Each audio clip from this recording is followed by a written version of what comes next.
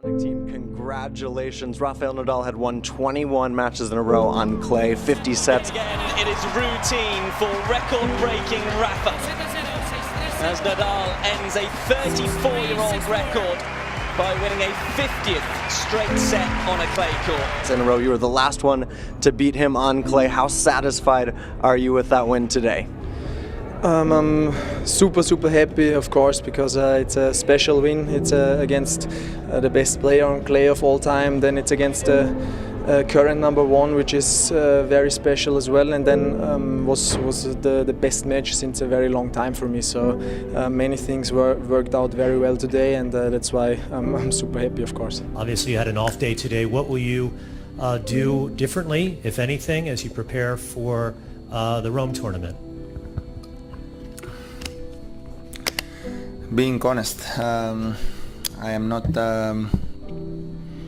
as I said a lot of times, when I am winning, I am not super happy. When I'm losing I'm not super sad, and it's not a drama that I lost the match. No, I don't have to do a lot of things different. I won 50 straight sets on this surface. Today I lost the match. It was not my day. That once a person's mind is expanded with an idea or a concept, it can never be satisfied to going back to where it was. Are you ready for the challenge facing Nadal? I have to embrace it, and I have to obviously give everything I got. I mean, I love tennis, and it's really exciting. So hopefully I'll be able to play my best tennis tomorrow.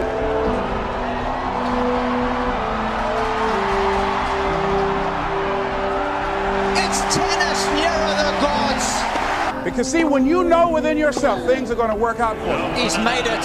you're going to make it. And these are just some of the hoops you've got to flip through in order to get there. It's okay. It's a perfect 10 for Nadal. Rafa, congratulations, an 8th title here in Rome. How big a factor was that rain delay?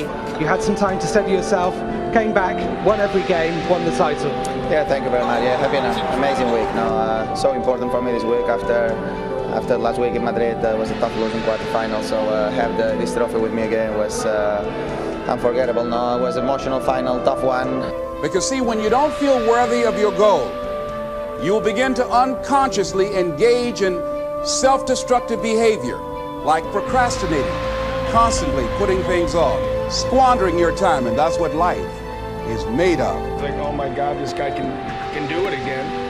And then Rafa hasn't played much at all the last couple of months. He seemed like he struggled with his movement. I had seen tapes of him playing Andy here years back. Didn't seem like he was moving quite as well. Well, that's dissipated. And he's playing some incredible tennis. So it's sort of this dream scenario that's taken place. So I've had arguments either way over the years. Who's the greatest player of all time? Is it Rafa? Is it Roger? Maria, can you talk about when you hit with Rafa the other day? How did that come about, and what was it like? Well, I saw that he was practicing on the court right before me, and I said to my team, I was like, God, wouldn't it be amazing if I just came up to Rafa and said, would you hit a couple balls with me? It's not like you're asking him to go on a date. You're just asking him to hit a couple of balls with you. I was like, listen, you got to hit a couple of balls with Rafa on clay. You know, it's like a check on the bucket list. Definitely. We don't show stuff to each other a lot, and we'll always forever be rivals when it comes, as long as we're active. Here he comes, young Nadal, and we'll just let him emerge into the spotlight and the applause. Can't win them all against Rafa, to be honest. He's too good of a player, and you know, whatever happened in the past has happened. You know.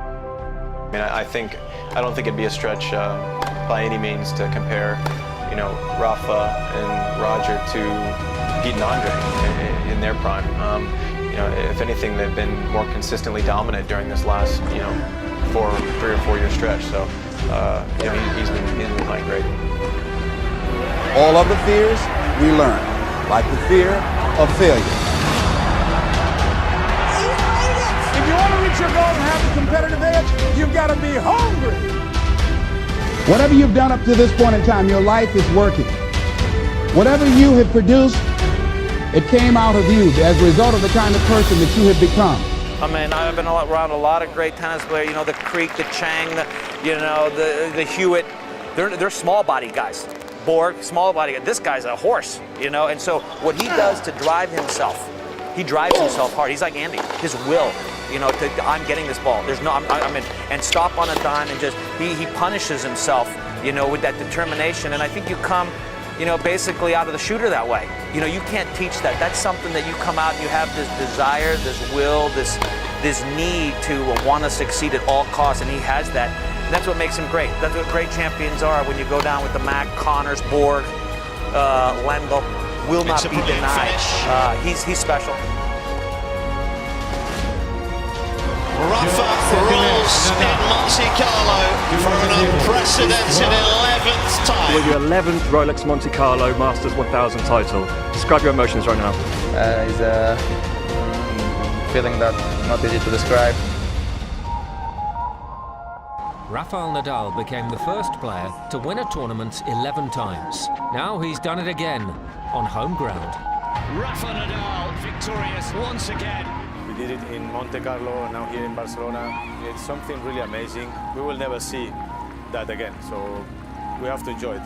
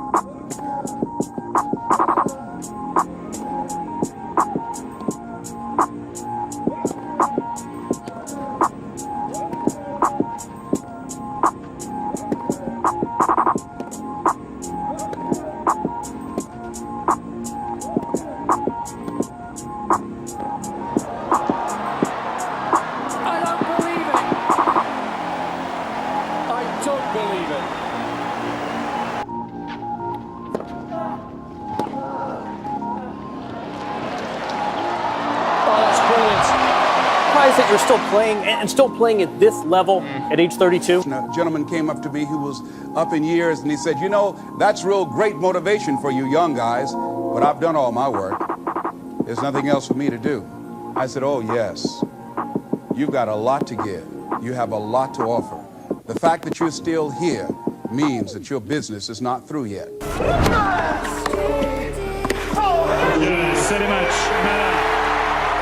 Number 11 for Rafa. As impressive as any that came before.